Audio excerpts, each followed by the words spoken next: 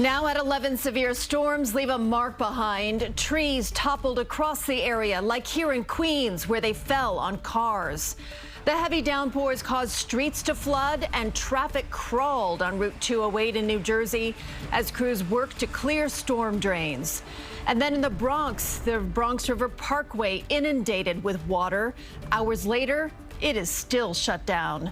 Good evening to you. I'm Christine Johnson, and the big story tonight is 2 confirmed tornadoes touching down in New Jersey. From the damage to the flooding, let's begin with Lonnie Quinn in our immersive studio. Lonnie, I know you're still keeping an eye on one area that's under a flash flood warning. Yeah, you betcha. And there's one area picking up some heavy rain right now. It's kind of like well north, well south, but in between, here's your picture in New York City. Cloudy skies, you betcha. The temperature right now comes in like around 71 degrees. Look at your dew point. 71 with a 70-degree dew point. That's a saturated air mass out there. When you look at the radar picture, let's pop that up right here, you're going to see what I'm talking about. All right, there's New York City, well to the north, just now exiting Dutchess County. We had some heavy rain, and this, KJ, is where we had that flash flood warning. Still in effect. It's going to be allowed to expire here any moment now. And then we've got some rain down around the very southern tip of Ocean County, but that right now is about it. We don't need any more rain. Look at this swath that you see right here. This, and even right here, those were some big numbers out there. Look what the readings are. 4.3 inches Westport, Connecticut, 4.9 Stamford, 4.7 Tarrytown, 3.5 in Montclair, New Jersey, a half an inch in Poughkeepsie, and yet New Paltz coming in with 4.3, about a quarter of an inch in New York City. If we add any rain to that, I think we're going to be adding a half an inch or less, with maybe an isolated spot or two seeing a little bit more. I'll show you that right here. 84 tomorrow with a storm chance, but not as much as what we saw today. Thursday and Friday, beautiful weather. We'll talk about that a little bit more lengthy later on, because that's a good story. KJ, it's all yours. All right, Lonnie, let's take a look more at the widespread damage that was caused, especially in New Jersey. Downed trees, toppled power lines that caught fire, and many roads quickly turned into rivers. Alan Devlin drove to Stanhope, where that tornado hit, and he heard from neighbors there. We crisscrossed New Jersey all day today following the severe weather, and the theme, downed power lines, snapped trees, and severe flooding. Very bad. All I heard was the wind. The wind just came out of nowhere, and it just was like going everywhere. Heavy rainfall batters the windows of Ashton Carpenter's home in Stanhope, New Jersey, the calling card of one of 2 tornadoes that spun up Tuesday afternoon. I was inside, and I just saw the storm like take off, and it was crazy. The wind was like picking up. It came out of nowhere. I mean, this is the first time I've ever actually seen one, so it's crazy. The operators were all actually looking out the window at the time and did see the rotation. Nearby, the Morris County Office of Emergency Management watched the Parsippany tornado from their windows as the 911 center lit up with calls. Almost 1,000 customers without power at the height of the storm, but thankfully no injuries reported in Morris County. We're certainly grateful that we didn't have the type of volume that we had on the last storm. But the severe weather did not leave the Garden State unscathed. Low-lying areas became ponds and lakes with heavy flash flooding from Stanhope to Dover, with streets like this one turned to rivers.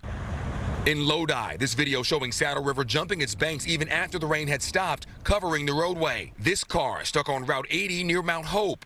And these cars in Hackensack abandoned in the middle of the road. The drivers forced to wait for the water to recede. They've seen trees down from storms, but nothing like this. And sparks flew off power lines and trees crumbled from strong winds as Julie Fisher and her daughter Natalie made their way home. That trip cut short. Cars were starting to pull under the underpass, and we realized something was wrong. We saw those trees down on top of those cars and slowed down. In Bergen County, smoldering power lines and snapped trees, reminders of the storm, drivers weaving around the aftermath. But as the winds calmed on a chaotic day in New Jersey, many thankful the storm's scars weren't worse. Right now, it's we're calm after storm. Alan Devlin crisscrossing New Jersey for us there. And this storm, well, it did not spare Queens, where this huge tree toppled over. Dick Brennan is in Corona and spoke with a woman whose car was crushed. Well, this is the scene we're getting all across the tri-state area. A tree fell right in the middle of the street. This is 41st Avenue, 95th Street in Corona, Queens. On this side of the street, a couple of vehicles were covered by these huge branches. No damage to those cars, but a very different story on the other side of the street. This Honda Civic got absolutely crushed by this tree. We spoke to the owner of the vehicle. She was inside her apartment at the time. She said the storm moved in so quickly. When past I see the tree over the car. I tell my husband, Jose, the tree is over the car. Coming. In East Elmhurst at 24th Avenue and 99th Street, this car was hit by a falling tree, a branch striking right on the driver's side window. The woman was not inside the car at the time.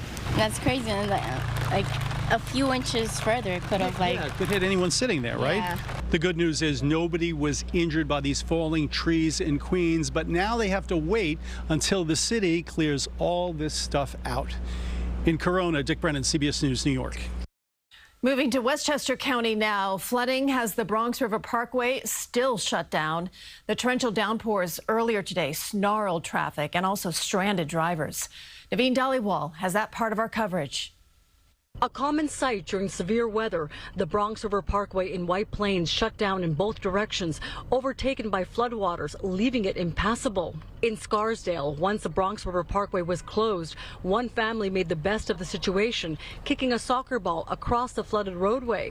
Further north in Valhalla, saturated ground brought a tree down. A tree this big in your driveway is pretty crazy. Fortunately, Stephen Kucera and his father weren't home. Usually we park the cars here, so one of them would have been crushed. In Bronxville, low-lying areas also once again flooded, including the parking lot at Paxton and Midland Avenues. In Washington Heights, intense rain fell onto West 187th Street.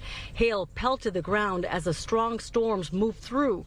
Flash flood warnings were triggered, making travel dangerous. Back here off the Bronx River Parkway, the water is receding, and it's just a matter of time before the roadway opens back up. In White Plains, Naveen Dhaliwal, CBS News New York. Wet roads may be to blame for a crash involving a coach bus in Ulster County. 10 people were hurt. The bus was coming from Schenectady en route to the city, and it rolled over on I-87 in Plattekill just before 9:30 this morning. The injured passengers were taken to the hospital with non-life-threatening injuries. A passenger on board said a truck sideswiped the bus. State police are now looking into a cause. The severe weather is also wreaking havoc on air travel. Here's a live look at Newark right now, where there has been a ground stop for hours. There's also ground stops at Kennedy and LaGuardia airports. Hundreds of flights have been delayed or canceled. Senior transportation correspondent Chris Van Cleve documented his journey. Absolutely bruising day for flyers trying to get in and out of the Northeast. My flight to Newark is diverted to Philadelphia, in part, the captain says, because the Newark Tower was evacuated because of a potential tornado risk. Chris and the rest of the passengers there on that flight landed safely in Philly. Tonight's Yankees game was postponed. The Bronx Bombers will now play a doubleheader tomorrow against Pittsburgh. If you had tickets for tonight, they will be valid for the second game tomorrow at 7:05 p.m. Also, the Dave Matthews Band concert scheduled for tonight at Jones Beach will be held next Wednesday, July 29th. Stay with CBS News New York for your first alert weather. And remember, you can get your forecast before you head out the door tomorrow morning beginning at 4:30 a.m.